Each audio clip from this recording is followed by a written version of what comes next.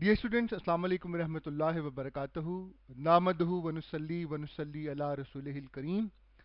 Amma ba'd, fa'udhu billahi minash shaitanir rajim. Bismillahir rahmanir rahim. After the completion of chapter number 7, now today we are going to start the first VN of chapter number 8. Students, chapter number 8 एंटीडेस में बहुत ज़्यादा अहमियत का हामिल है. We know that this chapter is very conceptual, and the first VN of this chapter, it's waves to the factors affecting speed of sound. यानी हम waves क्या होती हैं, कितनी टाइप्स की होती हैं, उनके सारी की सारी करेक्टरिस्टिक्स से स्टार्ट होंगे, वो सारी लर्निंग करेंगे इंशाल्लाह ताला. एंटीडेस में कैसे कैसे क्वेश्चंस आते हैं, और उसके बाद लास्ट में हम जाएंगे till the factors affecting the speed of the sound in air. तो let's start. आइए इब्तिदा करते हैं. स्टूडेंट, सबसे पहली बुनियादी बात, हमारे पास वेव्स की अगर बात की जाए तो वेव्स क्या क्या कैरी करती हैं. Then you must remember that they carry energy as well as they carry momentum. But generally waves को जब डिफाइन किया जाए तो उन्हें डिफाइन किया जाता है that they are the carriers of energy, या energy carriers are known as waves. But I must tell you that the waves carry both energy and the momentum. Students, आइए waves की different types की तरफ चलते हैं. सबसे पहले देखते हैं मैकेनिकल वेव्स. मैकेनिकल वेव्स किन वेव्स को कहा जाता है तो हम अच्छी तरह से जानते हैं. विच रिक्वायर, यानी जिन्हें जरूरत होती है अ मीडियम, एक मीडियम की फॉर द प्रोपोगेशन. यानी जब तक कोई मीडियम नहीं होगा ये वेव पैदा नहीं की जा सकती, ये एक जगह से दूसरी जगह ट्रेवल नहीं कर सकती. और इसके बेस्ट एग्जाम्पल बच्चों क्या हो सकती है अदर देन द साउंड. हम अच्छी तरह से जानते हैं कि वैक्यूम में साउंड प्रोड्यूस नहीं हो सकता. सो नेक्स्ट पे चलते हैं, that is non mechanical waves. Students, non mechanical waves उन वेव्स को कहते हैं which do not require a medium for the propagation, जिन्हें प्रोपोगेशन के लिए किसी मीडियम की कोई जरूरत नहीं होती, ये किसी मीडियम के मोहताज नहीं होते एक जगह से दूसरी जगह जाने के लिए. और फिर इसके लिए बेस्ट एग्जाम्पल और क्या हो सकती है but the family of electromagnetic waves. Students, ये मैंने आपके लिए एक बड़ा इंटरेस्टिंग सा वर्ड लिखा है, फैमिली. इंशाल्लाह थोड़ी देर के बाद, यानी इसकी अगर जनरली बात करूं then I am talking about light, तो मैं लाइट की बात कर रहा हूं. मेरा यहां पर जो बुनियादी मकसद है वो लाइट को डिस्कस करना होगा. तो लाइट की जो पूरी फैमिली है विजिबल और इनविजिबल रीजन की, that is known as non mechanical, और इन्हें आम तौर पर इलेक्ट्रोमैग्नेटिक वेव्स का नाम भी दिया जाता है. वेल स्टूडेंट्स, आइए मैटर वेव्स पढ़ने से पहले हम एक छोटा सा क्वेश्चन देख लेते हैं फॉर आवर इंटरेस्ट. ये क्वेश्चन एंटीडेस में बहुत दफा आ चुका है. एन एक्सप्लोजन, एक्सप्लोजन का मतलब धमाका. An explosion takes place on the moon. Moon पर एक एक्सप्लोजन होता है. वन ऑन अर्थ कैन, कोई भी शख्स जो जमीन पर हो वो क्या कर सकता है उस धमाके के हवाले से. फर्स्ट ऑप्शन है both hear and see explosion, वो उस धमाके को सुन भी सकेगा, वो उसे देख भी सकेगा. तो बात यह कि सुनने के लिए आवाज का मून से, चांद से हम तक ट्रेवल करना बहुत जरूरी है. बच्चों, आप जानते हो कि मून पर there is no atmosphere. Moon पर तो कोई एटमॉस्फेयर ही नहीं होता. और बच्चों, अगर मून पर कोई एटमॉस्फेयर नहीं होता देन इट मींस दैट कि उस पर कोई मीडियम नहीं है. और अगर उस पर कोई मीडियम नहीं है तो इसका मतलब साउंड वहां पे प्रोड्यूस नहीं हो सकती. You can not hear it.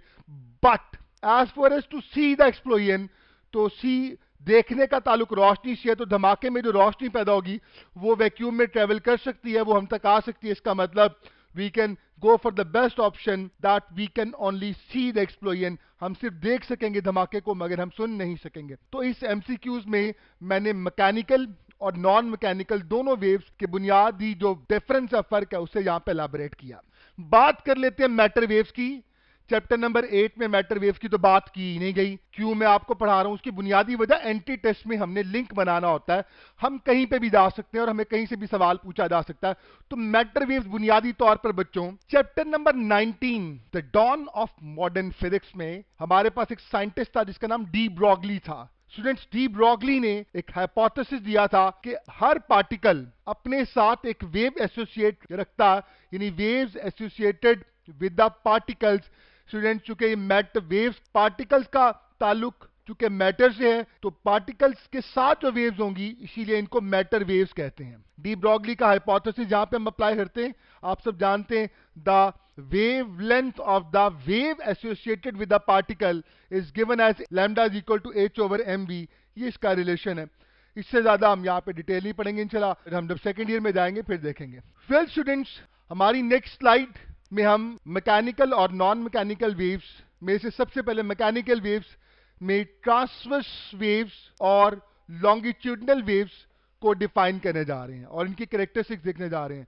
देखिए, एक सवाल हमेशा, मैंने पहले भी आपसे अपने लेक्चर के दौरान बात की है कि ये जरूरी नहीं सवाल हमेशा बहुत मुश्किल आएगा, सवाल बेसिक से बेसिक भी आ सकता है।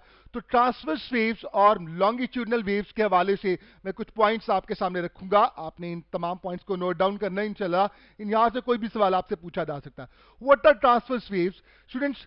द ट्रांसवर्स वेव्स उनको कहते हैं जिसमें पार्टिकल्स ऑफ द मीडियम, मैं फिर रिपीट करूंगा, the particles of the medium, medium के जो पार्टिकल्स, यानी जिस मीडियम में से वेव जा रही है उसके पार्टिकल्स, जब वेव गुजरती है तो पार्टिकल डिस्टर्ब होते हैं, दे स्टार्ट वाइब्रेटिंग। तो वो वाइब्रेट कैसे करें? दे वाइब्रेट परपेंडिकुलर, थीटा 90 डिग्री हो with the direction of the propagation of the waves. इसका मतलब अगर ऐसा हो कि हमारे पास जो पार्टिकल्स ऑफ द मीडियम है वो परपेंडिकुलरली वाइब्रेट करें to the direction of the propagation of the wave, तो ऐसी को हम लोग ट्रांसवर्स वेव्स का नाम देते हैं। स्टूडेंट्स, इसकी सबसे अच्छी example waves which are set up in a string, that is, आइए इस डायग्राम में देखते हैं। इस डायग्राम में we are having a string, ये हमारे पास एक स्ट्रिंग थी, ये इसकी इक्विलिब्रियम पोजीशन है, ये हमारे पास एक फर्म सपोर्ट है। स्टूडेंट्स, अगर मैं इस स्ट्रिंग को यहां से होल्ड करके अप एंड डाउन मूव करवाता हूं, then I could see that कि इस तरह से इसमें वेव्स प्रोड्यूस होंगी। स्टूडेंट्स, ये वेव्स हमें महसूस होगा कि खास स्पीड पर they are moving along x axis, but string कहां जा रही है? स्ट्रिंग अपवर्ड एंड डाउनवर्ड जा रही है। इसका मतलब अगर मैं direction of propagation of wave की बात करूं और मीडियम की प्रोपगेशन की बात करूं तो एंगल जो बनेगा 90 डिग्री होगा। तो ऐसी वेव्स को हम लोग ट्रांसवर्स वेव्स का नाम देते हैं। स्टूडेंट, ये जो अपर पार्ट है हमारे पास मीन पोजीशन के ऊपर जो पॉजिटिव कंसीडर किया जाता है, we call it crest, and the lower part which is along the negative, it is known as trough. Students, next पे चलते हैं, लॉन्गिट्यूडनल वेव्स की बात कर लेते हैं। बहुत सिंपल है, उसके कंट्रास्ट में बात आ जाएगी, in which particles of the medium vibrate theta is equal to 0। इसका मतलब पैरेलल का वर्ड भी यूज हो सकता है, that if the particles of the medium vibrate parallel to the direction of the propagation of the waves. इसकी example हमारे पास साउंड वेव्स है या फिर waves set up in a slinky, etcetera, बहुत सारी एग्जांपल हैं। आइए मैं आपके सामने साउंड की एग्जांपल रखता हूं। स्टूडेंट, किसी भी ट्यूनिंग फॉर्क को अगर आप रबर पैड पे स्ट्राइक करें तो इसका प्रॉन्ग जो होता है वो मीन पोजीशन के अबाउट वाइब्रेट करता है। अब जब ये इधर जाएगा इस पोजीशन पर, तो यकीनन ये यहां पर जितनी भी एयर होगी बच्चों इसे कंप्रेस कर देगा और हमारे पास एक रीजन पैदा होगा जहां पे प्रेशर ज्यादा होगा, वॉल्यूम डिक्रीज कर जाएगा। इस रीजन को बच्चों हम नाम देते हैं कंप्रेशन का। तो कंप्रेशन में प्रेशर ज्यादा होता है, वॉल्यूम कम होता है। स्टूडेंट, यहां पर एक बड़े मजे की बात बता देता हूं कि न्यूटन इसी जगह फंस गया था। न्यूटन ने साउंड की जब आवाज की रफ्तार के बारे में जानना चाहा कि वो कौन सा प्रोसेस है जिसके थ्रू साउंड प्रोपगेट करता है एयर में से, तो उसने जब इस चीज पे गौर किया तो उसे ये लगा कि प्रेशर और वॉल्यूम आपस में यकीनन इन्वर्स हैं। अगर इन्वर्स हैं तो ये एक आइसोथर्मल प्रोसेस हो सकता है। इंशाल्लाह ताला डिटेल में हम बहुत डिटेल में आगे जाके स्लाइड्स में इन तमाम चीजों को देखेंगे, लेकिन मैंने बेहतर समझा कि लोहा गर्म है तो थोड़ा मार देना चाहिए। यहीं पर अगर हम ये बात आपको बता दें तो आपके लिए ज्यादा आसानी हो जाएगी। स्टूडेंट, इसके बाद ये वो रीजन है जहां पे पार्टिकल्स कंपैरेटिवली दूर दूर हैं, यहाँ पे प्रेशर कम है, यहाँ पे वॉल्यूम ज्यादा है। स्टूडेंट्स, इसे रेयरफैक्शन का नाम दिया जाता है। तो अगर आप यहाँ पे गौर करें तो पार्टिकल्स वाइब्रेट कर रहे हैं अलोंग एक्स एक्सिस और वेव भी इसी एक्सिस के अलोंग जा रही है, तो इसका मतलब यहाँ पे एंगल जो बन रहा है दोनों के दरमियान पार्टिकल्स ऑफ मीडियम की वाइब्रेशन और direction of propagation of wave, that is 0 degree. So this is the reason why sound waves को हम लॉन्गिट्यूडनल वेव्स की बेस्ट एग्जांपल कंसीडर करते हैं। आइए नेक्स्ट स्लाइड की तरफ चलते हैं। स्टूडेंट, ये हमारे पास एक बहुत ही इंपॉर्टेंट रिलेशन है, the relation between phase and the path difference. Path difference को हम आमतौर पे एक्स से रिप्रेजेंट करते हैं। हमारे इसी चैप्टर में इसको डेल्टा एस भी लिखा गया है, 9th चैप्टर में इसको डी साइन ऑफ थीटा भी लिखा जाता है। तो ये बहुत सारे इसके डिफरेंट नाम है, बहरहाल अभी हम एक्स के अकॉर्डिंगली इसको देखेंगे। फेज को फेज डिफरेंस भी कहते हैं, हम इसको फाई से रिप्रेजेंट कर रहे होंगे इस चैप्टर में। तो फेज डिफरेंस और पार्ट डिफरेंस में क्या रिलेशन है, तो ये रिलेशन आप लोगों ने याद रखना है। ये हमारी बुक में दिया गया है, लेकिन आमतौर पे क्या होता है कि एफएससी में बच्चे को इस रिलेशन से बहुत ज्यादा फेमिलियर नहीं करवाया जाता, इतना वो फेमिलियर नहीं होता क्योंकि इसकी एप्लीकेशन के न्यूमेरिकल्स में नहीं है। फाई यहां पर फेज डिफरेंस है, एक्स यहां मौजूद है। सो फेज डिफरेंस और एक्स आपस में कहा जाए तो 2 पाई ओवर लेमडा वेवलेंथ भी आपके पास इन्वॉल्व है। आइए देखते हैं कि इसको कैसे कैसे अप्लाई किया जा सकता है। Phi is equal to phase difference, x is equal to path difference. तो एक क्वेश्चन की शक्ल में देखते हैं। हमें एक ग्राफ दिया गया है, इस ग्राफ में डिफरेंट पॉइंट्स हैं, point A, point B, point C, point D, point E, point F, point G, point H और पॉइंट आई। तो बहुत सारे पॉइंट्स यहां पे दिखाए गए हैं। क्वेश्चन में वो हमसे क्या पूछ रहा है, वो कह रहा है the path difference and the phase difference with respect to above figure, मैं उस फिगर की बात कर रहा हूं जहां पे मैंने पॉइंट्स एलैबोरेट किए, is correct for which option. को कह रहा है बताओ इनमें से कौन सी ऑप्शन ऐसी है जो डिफरेंट पॉइंट्स जो भी वहां पे दिखाए गए हैं, जैसे यहां पे AC की बात कर रहे हैं, हम पॉइंट CG की बात करें, हम BC की बात करें या FI की बात करें, तो इन तमाम पॉइंट्स में अगर बात की जाए तो कौन सी ऑप्शन बिल्कुल सही है, जबकि सबसे पहले पार्ट डिफरेंस यानी एक्स मैयर किया गया और उसके बाद फेज डिफरेंस फाई मैयर किया गया। तो आइए देखते हैं, प्रैक्टिस करते हैं। पॉइंट ए और सी को देखते हैं। पॉइंट ए यहां मौजूद है और सी यहां मौजूद है। बच्चों आप अच्छी तरह से जानते हो कि यहां से लेकर यहां तक का जो हॉरिजॉन्टल डिस्टेंस है ये कंप्लीट वेवलेंथ के बराबर है। तो बताइए ए से लेकर सी तक फासला क्या होगा, that is lambda by 2। So students आप देख सकते हैं कि लैम्डा बाय 2 अल्फा ऑप्शन में बिल्कुल सही मौजूद है। अब मजे की बात ये कि अब फेज डिफरेंस की अगर बात की जाए तो बच्चों याद रखिएगा यहां पर एंगल 0 होता है, यहां पर पाई बाय 2, यहां पर हमारे पास पाई होता है। लेकिन मैं काम करता हूं, मैं आपको फॉर्मूला में अप्लाई करके कैलकुलेट करने का तरीका सिखाता हूं। देखें, अगर आपने फेज डिफरेंस निकालना है, आपके पास रिलेशन क्या बोलिए, जी हाँ 2 पाई एक्स ओवर लेमडा। अभी आपने देखा कि एक्स आपके पास कितना आया था, बोले लेमडा बाय 2, ये लैम्डा बाय 2 आया था आपके पास। जो ही बेटा आप इसको यहां पर x की जगह पुट करेंगे, आप सॉल्व करेंगे 2 pi lambda over 2 divided by lambda, lambda lambda से कैंसिल आउट हो गया, 2 2 से बच्चों क्या जवाब आया, पाई। इसका मतलब आपके पास आसान, ये जो फर्स्ट ऑप्शन है उसमें ये चीज बिल्कुल सही है। स्टूडेंट्स गौर से देखिएगा, एंटीडेस में एक टेक्निक आपको सिखाता हूं। वो टेक्निक ये है कि अगर ये ऑप्शन बिल्कुल सही है और इसके सामने कहीं पे भी ये चीज रिपीट नहीं हो रही, यहां पे भी रिपीट नहीं हो रही, यहां पे भी रिपीट नहीं हो रही, यहां पे भी रिपीट नहीं हो रही, इसका मतलब हमें इन सब को भी सही तस्वर करना पड़ेगा। बहरहाल आप कि यू आर हैविंग टाइम, आप इसको डिटेल से सॉल्व कर लें। हर एक पॉइंट का पार्ट डिफरेंस और फेज डिफरेंस आप बच्चों ने खुद निकालना है। इंशाल्लाह आपको बहुत मजा आएगा, आपकी प्रैक्टिस हो जाएगी। So the best option is alpha. Student इस स्लाइड में मैंने कोशिश की कि मैं आपको इस बहुत ही इंपॉर्टेंट फॉर्मूला से थोड़ा फेमिलियर कर दूं। आपने इसकी मैक्सिमम प्रैक्टिस करनी है। आइए नेक्स्ट स्लाइड की तरफ चलते हैं।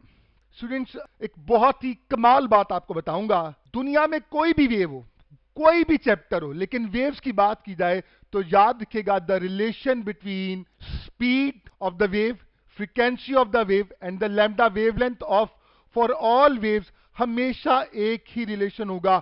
आज तक कोई दूसरा रिलेशन कभी भी नहीं बना। स्टूडेंट्स वो रिलेशन हमारे पास क्या है, मैं नेक्स्ट स्लाइड पे बता रहा हूं, that is V is equal to f lambda. मैं वापस चलता हूं, I must write it down over here, मैं आपके लिए यहां पर उसको लिख भी देता हूं, V is equal to f lambda. This is a very important relation, you must remember it, कि दुनिया में जहां पे भी कोई भी वेव्स हो तो उनके लिए ये रिलेशन जनरली लिखा जा सकता है। For all waves we have relation as V is equal to f lambda. We can establish relation between any of V, F और लैम्डा। हम V is equal to f lambda, ये तो relation बन गया। अब हम क्या कर सकते हैं, तीन फिजिकल क्वांटिटीज यहां पे नजर आ रही हैं, हम तीनों में से एक वक्त में दो में रिलेशन एस्टैब्लिश कर सकते हैं, keeping the third one as a constant. So whenever, आइए पहला पॉइंट देखते हैं, बहुत इंपॉर्टेंट है स्टूडेंट, ये पॉइंट आप लोगों ने बहुत ध्यान से देखना है क्योंकि पेपर में ये बात आ सकती है।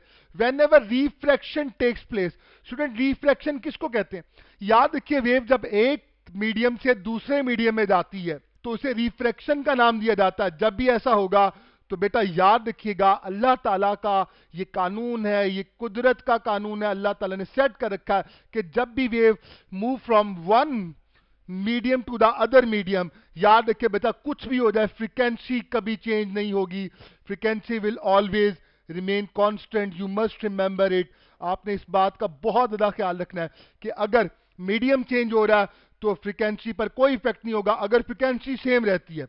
तो बेटा मुझे बताओ, इस क्वेश्चन की तरफ चलते हैं। A wave moves from one medium to other medium, इसका मतलब कौन सा प्रोसेस हुआ?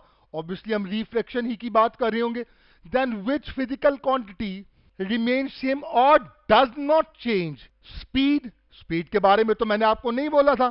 क्या frequency? Yes, beta is the best option. इसका मतलब हमने साथ ही इस बात को देख भी लिया कि जब भी रिफ्लेक्शन होगी फ्रीक्वेंसी चेंज नहीं होगी। आइए मजीद डेवलपमेंट की तरफ चलते हैं, नेक्स्ट स्लाइड की तरफ। स्टूडेंट्स, अगर फ्रीक्वेंसी कांस्टेंट हो जाए तो v is equal to f lambda में हमारे पास f चूंकि कांस्टेंट हो चुका है, तो इसका मतलब v और लेमडा आपस में क्या हो गए? डायरेक्टली प्रोपोर्शनल, क्योंकि अब मैंने f की जगह कांस्टेंट लिखा, कांस्टेंट को हटा देंगे तो आप सब जानते हैं हमारे पास प्रोपोर्शनल का साइन आता है। तो speed of the wave and the wavelength they become directly proportional to each other। इसका मतलब याद रखना, जब भी मीडियम चेंज होगा फ्रीक्वेंसी चेंज नहीं होगी, तब स्पीड और वेवलेंथ डायरेक्टली प्रोपोर्शनल होंगे। मुराद दोनों में जो चेंज आएगा वो बिल्कुल एक जैसा होगा, विच मीन्स अगर स्पीड इंक्रीज करेगी तो वेवलेंथ को भी इंक्रीज करना पड़ेगा, और अगर स्पीड डिक्रीज करेगी तो वेवलेंथ को भी डिक्रीज करना पड़ेगा। आइए इस हवाले से हम एक बहुत इंपॉर्टेंट पॉइंट देखते हैं। फैमिली ऑफ इलेक्ट्रोमैग्नेटिक वेव्स, जिसको मैंने लाइट का नाम दिया है इन वैक्यूम। स्टूडेंट्स याद रखिएगा, वैक्यूम की अगर बात की जाए तो in vacuum all types of electromagnetic waves की जितनी भी टाइप्स हैं, they have the same speed which is equal to the speed of light 3 into 10⁸ metre पर सेकेंड। तो अगर v c के बराबर है और ये कांस्टेंट है तो मैं लिख सकता हूं फ्रीक्वेंसी और वेवलेंथ आपस में क्या हो गया? Inversely proportional. अभी मैंने आपको सिखाया भी था। तो स्टूडेंट हम इनका पूरा का पूरा स्पेक्ट्रम एक पैटर्न में ड्रॉ कर सकते हैं। स्टूडेंट्स अगर मैं इस तरफ जाऊं तो फिर v कांस्टेंट रहेगी, फ्रीक्वेंसी इंक्रीज करेगी, वेवलेंथ कॉमन सेंस से डिक्रीज करेगी। एनर्जी ऑफ फोटोन का फॉर्मूला हमने मॉडर्न फिजिक्स में पढ़ा था, E is equal to h f. तो जब फ्रीक्वेंसी इंक्रीज करेगी तो कॉमन सेंस से एनर्जी भी इंक्रीज करेगी। इसके अलावा मैं E is equal to h f भी लिख सकता हूं, मैं इसको एच सी ओवर लैम्डा भी राइट डाउन कर सकता हूं। इसके अलावा मोमेंटम का फॉर्मूला आप सब जानते हैं, momentum of photon H over lambda. तो जब वेवलेंथ डिक्रीज कर रही होगी तो मोमेंटम इंक्रीज करेगा। इसका मतलब जब मैं इधर जा रहा हूं, आइए रिवीजन करते क्या क्या इंक्रीज करेगा। हमारे पास फ्रीक्वेंसी इंक्रीज करेगी, ये बात तय हो गई। हमारे पास एनर्जी इंक्रीज करेगी, ये बात तय हो गई। हमारे पास मोमेंटम इंक्रीज करेगा, ये बात तय हो गई। आइए मैं आपको एक बड़े मजे का फॉर्मूला बताता हूं। देखिए, मोमेंटम को और एनर्जी ऑफ फोटोन को ऐसे भी रिलेट किया जा सकता है।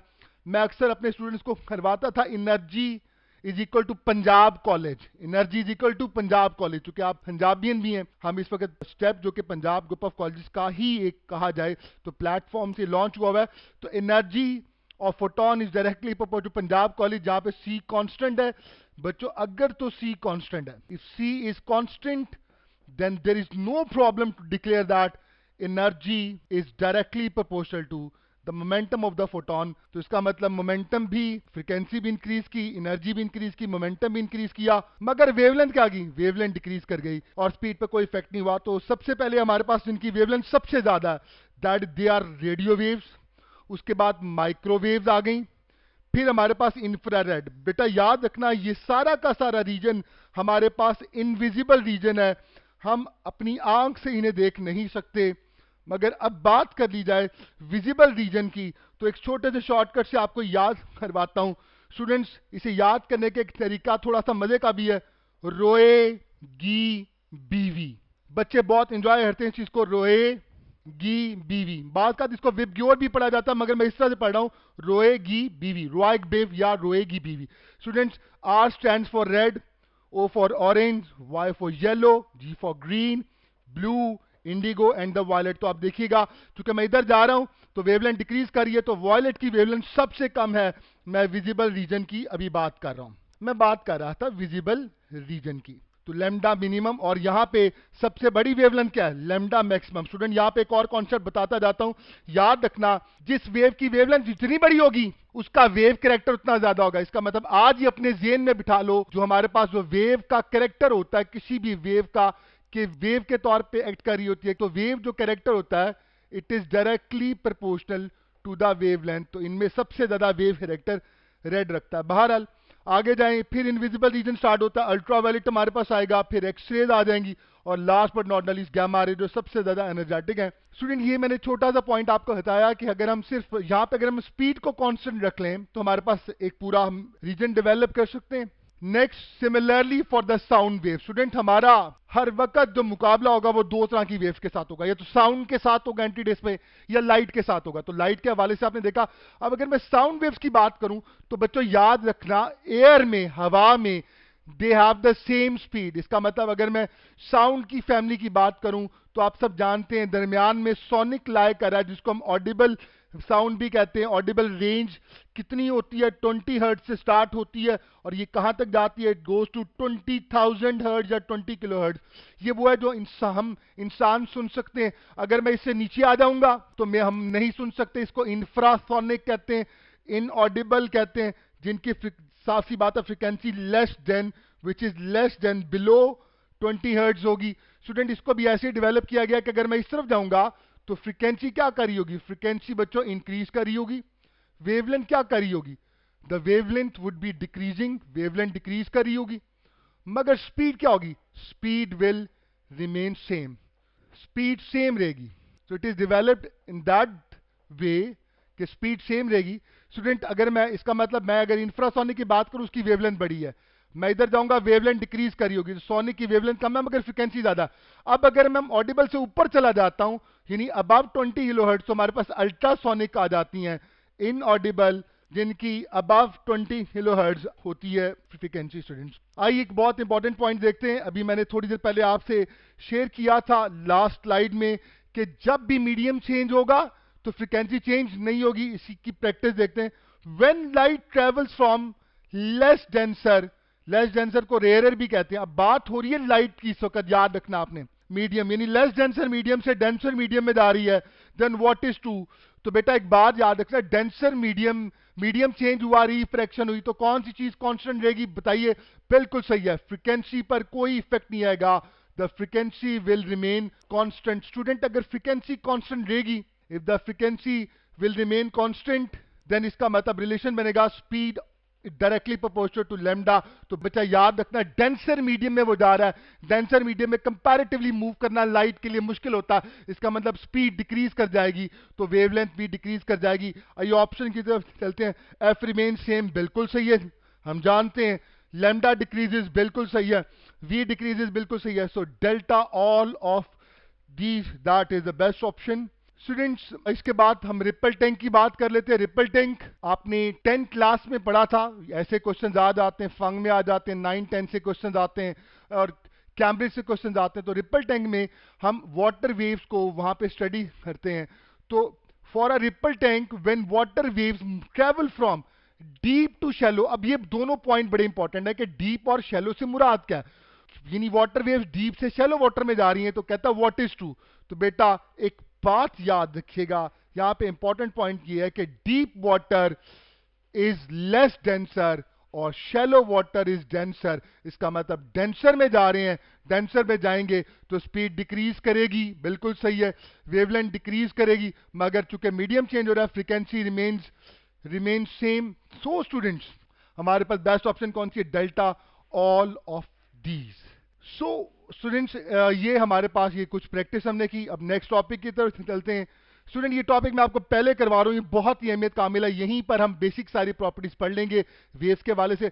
The reflection of the waves from a boundary, के वेव्स का किसी बाउंड्री से टकरा कर वापस आना। अब हम रिफ्लेक्शन की बात करें तो क्या, तो देखिएगा ट्रांसवर्स वेव्स में क्या होता है बच्चों, याद रखना। अगर अब ये यहां पर दो पॉसिबिलिटीज हैं। देखिए वो बाउंड्री जहां से वो टकरा के आ सकता हो सकता है कि वो डेंसर हो, और ये भी हो सकता है कि वो लेस डेंसर हो।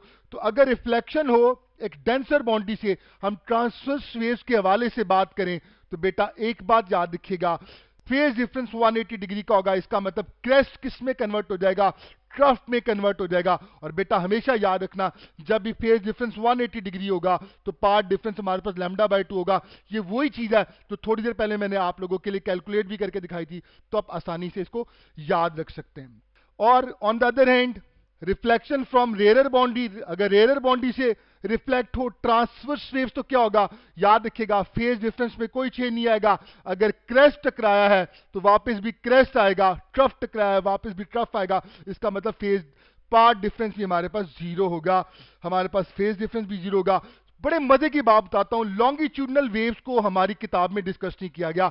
याद रखिएगा इसके हवाले से ये ज्यादा अहम हो गया क्योंकि हमारी किताब में इसकी डिस्कशन मौजूद नहीं है, और लेकिन एंटी टेस्ट में आ सकती। हमने देखा कि एंटी टेस्ट में बहुत सारे ऐसे क्वेश्चन होते हैं जो कि लिंक में हमारी बुक से बाहर जाके भी बात का तो पूछा होता है। तो याद रखिए, बड़ा आसान है, इसको याद रखना आपके लिए मुश्किल नहीं है। आपने ट्रांसवर्स वेव का तो बिहेवियर देख लिया। बेटा एक बात मैं आपको शॉर्टकट बताता हूं कि ट्रांसवर्स वेव्स का रिफ्लेक्शन के हवाले से जो बिहेवियर होगा लॉन्गिट्यूडनल का, उसका बिल्कुल ऑपोजिट होगा, इनवर्स होगा। यानी याद करना कितना आसान है कि रिफ्लेक्शन फ्रॉम, अगर डेंसर बाउंड्री हो रही है तो फेज डिफरेंस जहां पे कोई नहीं होगा, पार्ट डिफरेंस जहां पे कोई नहीं होगा, लेकिन अगर रेयर बाउंड्री से रिफ्लेक्ट हो रहा है तो फेज डिफरेंस 180 डिग्री हो जाएगा, पार्ट डिफरेंस लैम्डा बाय 2 होगा। इसका मतलब हम कॉन्क्लूएंट ड्रॉ कर सकते हैं, which is the most important thing for all of us. We must remember it that behaviour of transverse waves and the longitudinal waves about the reflection from a boundary, they are inverse of each other,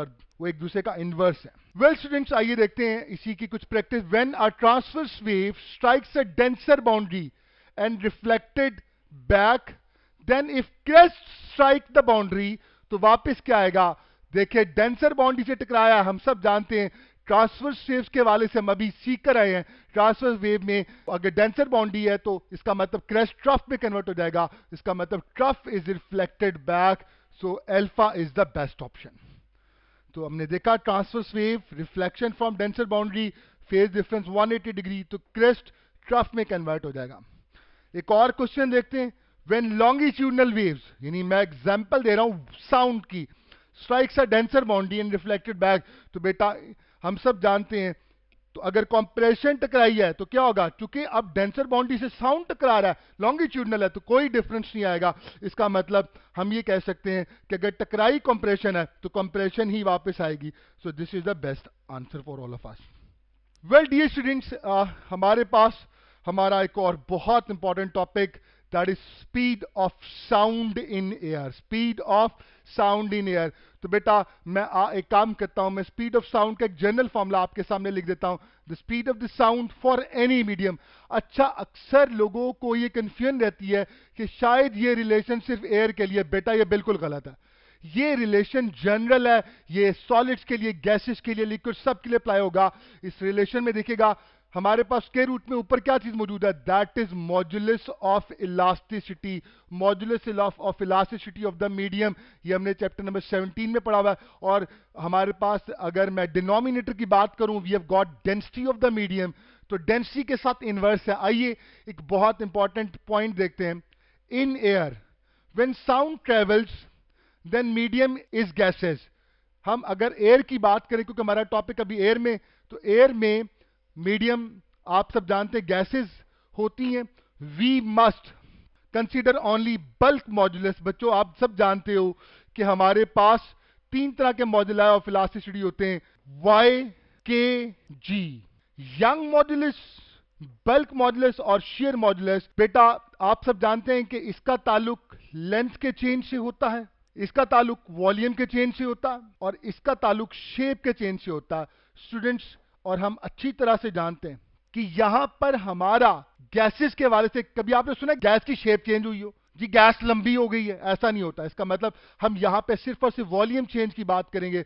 you must remember it कि हम यहां पर सिर्फ bulk modulus को लेके चलेंगे। Students अब ये चीज याद रखिएगा कि यहां पर हमेशा बल्क मॉड्यूलस को ही कंसिडर किया जाएगा। एक बहुत इंपॉर्टेंट फैक्ट जो हमें जुबानी रट्टा लगा हुआ है और हमारे कहा जाए तो सिक्स सेंस हर वक्त मौजूद है रिफ्लेक्स क्वेश्चन में, that the speed of the sound in solids is greater than the speed of the sound in liquids is greater than speed of the sound in gases. अब मजे की बात यह कि इसके बारे में ये बिल्कुल सही है, लेकिन कॉन्सेप्ट क्या है? कॉन्सेप्ट ये जनाब ये इसलिए होता है क्योंकि सॉलिड्स में डेंसिटी ज्यादा है। जी मुझे एक बात है, डेंसिटी का रिलेशन स्पीड के साथ क्या है? इनवर्स है। तो ये बहुत खतरनाक बात है। तो असल चीज देखते हैं, the speed in solids for sound is greater then in gases because, तो सारे लोग क्या करते हैं, वो इसको सिलेक्ट कर रहे होते हैं because density of solids is greater than density of gases. ऐसा बिल्कुल भी नहीं है।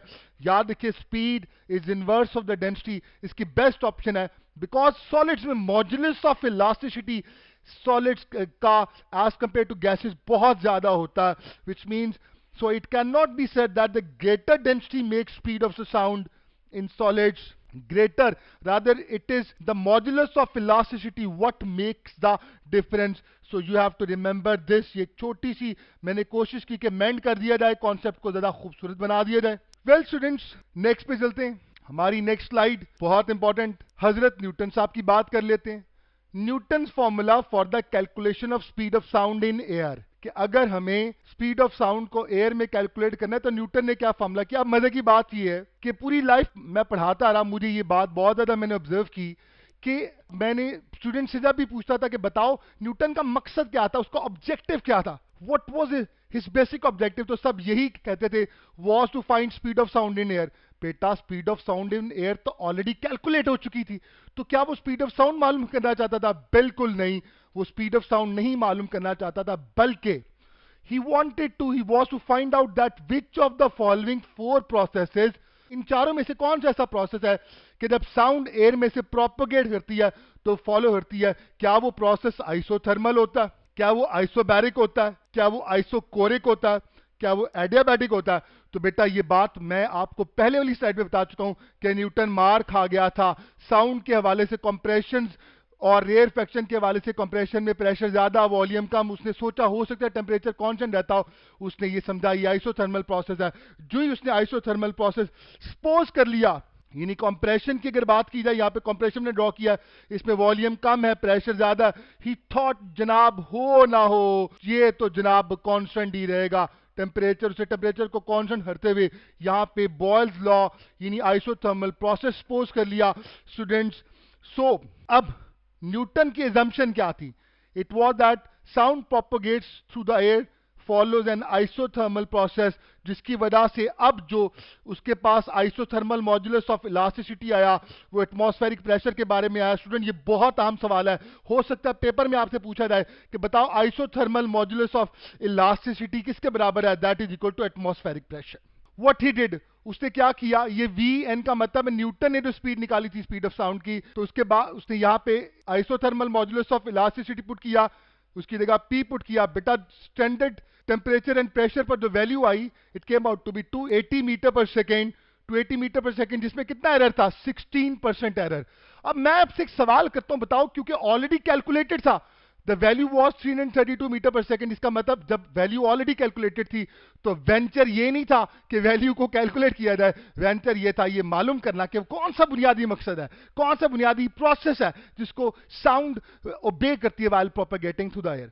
स्टूडेंट, यहां से न्यूटन का फॉर्मूला डिस्कार्ड हो गया, फिर लेप्लास आया, लेप्लास ने इसकी करेक्शन की। लेप्लास ने assumption ये की that propagation of the sound through the air follows an adiabatic process. Adiabatic process में पीवी गैमा हमारे पास कांस्टेंट होता है, यहां पे adiabatic modulus of elasticity gamma into P के बराबर आया।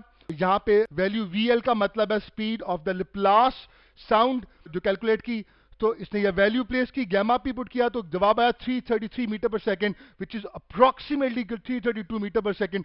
सो स्टूडेंट, लेप्लास का ये रिलेशन एस्टैब्लिश हो गया। अब हमेशा हम इसी को फॉलो कर रहे होते हैं, जितने भी न्यूमेरिकल्स हम करेंगे हम इसी को फॉलो करते हुए चलेंगे। क्वेश्चन की तरफ चलते हैं, which of the following can be the relation for gamma. Student, gamma जिसको हम आप अच्छी तरह से जानते हैं, गैमा एक कांस्टेंट है। अब इसको हम लोग जानते हैं कि 11 चैप्टर में गैमा को लिखा जाता है CP over CV, the molar specific heat at constant pressure to the molar specific heat at constant volume. ये तो लिखा जा सकता है, मगर बेटा इसको ये भी लिखा जा सकता है। ये कैसे लिखा जा सकता है, जरा गौर से देखें।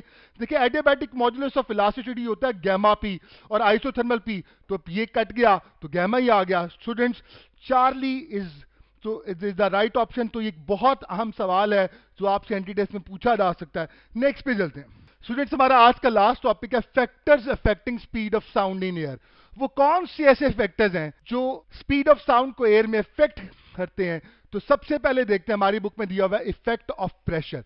बच्चा क्या करता, आइए मैं बच्चे की बात, बच्चा इस रिलेशन को देखता, इस रिलेशन में से वी और पी आपस में नॉर्मली हम समझते हैं, एज्यूम कर लेते हैं कि जनाब ये तो आपस में डायरेक्टली प्रोपोर्शनल है। देखिए अंडर रूट में प्रेशर मौजूद है, इसका मतलब अगर पेपर में सवाल है अगर नया वाला प्रेशर पहले से 100 गुना कर दिया जाए तो अंडर रूट में जो ही मैं 100 पी लिखूंगा तो अंडर रूट इसको खत्म कर देगा, 10 आ जाएगा। तो इसका मतलब हमारे पास जो स्पीड होगी वो पहले वाले से 10 गुना ज्यादा हो जाएगी। सारे बच्चे इसी को सिलेक्ट कर रहे होते हैं, बट इट इज फॉल्स। बेटा ये गलत है, उसकी बुनियादी वजह गौर से देखिएगा। प्रेशर, अगर किसी जगह गैस और प्रेशर बढ़ा दिया जाए, याद रखिएगा, तो वॉल्यूम कम हो जाता है। इसका मतलब गैस के पार्टिकल्स करीब आ जाते हैं, डेंसिटी इंक्रीज कर जाती है। इसका मतलब प्रेशर के इंक्रीमेंट से डेंसिटी इंक्रीज कर जाती है। अगर प्रेशर कम होगा डेंसिटी डिक्रीज कर जाएगी। इसका मतलब pressure directly affects the density, so they are directly proportional to each other. So it mean P is equal to constant into rho, ये भी लिखा जा सकता है। अब अगर मैं रो को दूसरी तरफ नीचे ले जाऊं तो मेरे पास आ जाएगा P over rho is equal to constant. अब मुझे एक बात बताओ, यहां पे P ओवर रो मौजूद है, इसका मतलब जब मैं P को 100 गुना बढ़ा रहा हूंगा तो डेंसिटी भी 100 गुना बढ़ रही होगी। 100 से कैंसिल आउट हो जाएगा, 100 से, तो इसका मतलब ये रेशियो हमेशा कांस्टेंट रहेगी, which means that P prime को जब मैंने 100 P किया था तो डेंसिटी भी 100 रो हो गई थी, और ये रेशियो हमारे पास 100 से कैंसिल आउट हो गया, इट रिमेन्स द सेम। सो आइए कॉन्क्लूजन ड्रॉ करते हैं। The pressure can not effect the speed of the sound in air.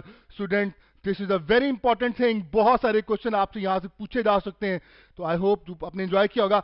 अब यहां पे अगली बात, दूसरी बात बचा, कहता है अच्छा यार अगर प्रेशर इफेक्ट नहीं कर सकता फिर डेंसिटी भी इफेक्ट नहीं कर सकती होगी, तो इफेक्ट ऑफ डेंसिटी देखते हैं। बेटा एक बात याद रखिएगा, प्रेशर डेंसिटी को इफेक्ट करता है, मगर डेंसिटी प्रेशर को इफेक्ट करे ये जरूरी नहीं। तो speed is inversely proportional to density. जैसे डिफरेंट गैसेस की डिफरेंट डेंसिटीज होती हैं, मगर they can apply the same pressure. अगर इसका मतलब अगर मैं दो गैसेस की बात करूं, दोनों की डेंसिटी डिफरेंट हो मगर प्रेशर दोनों में सेम अगर हो, जो कि हो सकता, तो पता ये चला कि ये रिलेशन स्टैब्लिश हो गया। तो डेंसर, याद रखिएगा, साउंड जब एयर में लेस डेंसर से डेंसर रीजन ऑफ गैसेस में जाएगी, वहां पे डेंसिटी ज्यादा अगर सपोज करें डेवलप हो जाती है, तो फिर ये बात याद रखिएगा उसकी स्पीड डिक्रीज कर जाएगी। तो कंक्लूजन हमने ये ड्रॉ किया that when sound moves from region of denser to the less denser region of air, speed जो हमारे पास होगी इंक्रीज कर जाएगी, and vice versa. Well next पे चलते हैं। हमारे पास इफेक्ट ऑफ मॉइस्चर, ये हमारी बुक में नहीं दिया हुआ, बहुत अहम है। मॉइस्चर एयर उसको कहते हैं जिसमें हमारे पास नमी होती है, वेपर्स मौजूद होते हैं। बेटा याद रखना, वाटर वेपर्स वाली जो एयर होती है वेपर्स राइज करते हैं। क्यों राइज करते हैं? Because they are less denser than the air. इसका मतलब ड्राई एयर से अगर बात की जाए तो मॉइस्चर की डेंसिटी कम होती है, अगर डेंसिटी कम होती है तो स्पीड मॉइस्चर में आवाज की रफ्तार ड्राई एयर से ज्यादा होगी। तो इन moisture air the speed of the sound is greater than in the dry air. Last but not the least, effect of temperature. अगर मैं टेम्परेचर की बात करूं तो आप सब जानते हैं कि डेंसिटी के साथ स्पीड का ये रिलेशन है, लेकिन बेटा जब डेंसिटी इंक्रीज होती है तो वॉल्यूम इंक्रीज करता, वॉल्यूम इंक्रीज करेगा तो पार्टिकल दूर दूर जाएंगे, तो फिर डेंसिटी क्या होगी? डेंसिटी डिक्रीज कर जाएगी, और जब डेंसिटी डिक्रीज करेगी तो स्पीड बढ़ जाएगी। तो इसका मतलब मैं कह सकता हूं कि टेम्परेचर और स्पीड का डायरेक्ट रिलेशन। बहरहाल इसके फॉर्मूला को देखते हो हमारी बुक में दिया है, VT यानी speed at a particular temperature is equal to V naught speed at 0 degree Celsius plus 0.61 into T. इसका मतलब ये है कि जनाब याद रखिएगा, आपके पास 0 पर तो 332 मीटर पर सेकेंड स्पीड आपके पास मौजूद है, लेकिन जैसे जैसे आप 1 डिग्री सेल्सियस राइज करते जाएंगे तो 0.61 ऐड होता जाएगा, so that for every degree rise और फॉल, चाहे राइज करे तो राइज कर देगा, फॉल होगा तो फॉल हो जाएगा, in temperature speed of the sound in air increases और decreases respectively by a factor 0.61 metre पर सेकेंड। तो ये बड़ा सिंपल सा हमने कॉन्सेप्ट देखा। एक बहुत इंपॉर्टेंट क्वेश्चन के चलते हैं, in the relation VT is equal to V naught plus 0.61 into T. अब बच्चों मुझे एक बात बताओ, what are the units of 0.61? तो आप फौरन हंसोगे, आप कहोगे सर ये क्या बात करते हैं, ये तो सिंपल एक नंबर है ना, ये तो और कुछ भी नहीं है। तो बेटा मुझे एक बात, तो इसके यूनिट क्या है? इसके यूनिट है मीटर पर सेकेंड। तो क्या एक नंबर को जो कोई यूनिट ना रखता हो आप फिजिकल क्वांटिटी में ऐड कर सकते हो? आप कभी ऐड नहीं कर सकते। तो बेटा याद रखना, हो ना हो, फिर इस पूरे के यूनिट मिला के क्या होने चाहिए? मीटर पर सेकेंड। सो स्टूडेंट्स, इस हवाले से what I am gonna do, मैं आपको बता देता हूं कि T जो हमारे पास है 0.61 इंटू टी, इसमें T तो डिग्री सेल्सियस है, तो लाजमी इसके यूनिट होने चाहिए मीटर पर सेकेंड और डिग्री सेल्सियस नीचे होना चाहिए ताकि कैंसल आउट हो जाए। तो इसका मतलब बेस्ट ऑप्शन हमारे पास that is Charlie. Well students, I hope that you people have enjoyed a lot. इंशाल्लाह ताला चैप्टर नंबर 8 की सेकंड और लास्ट डिवीजन को लेकर बहुत जल्दी आपके पास आऊंगा। Wish you best of luck, take care, अस्सलाम वालेकुम व रहमतुल्लाहि व बरकातुहू।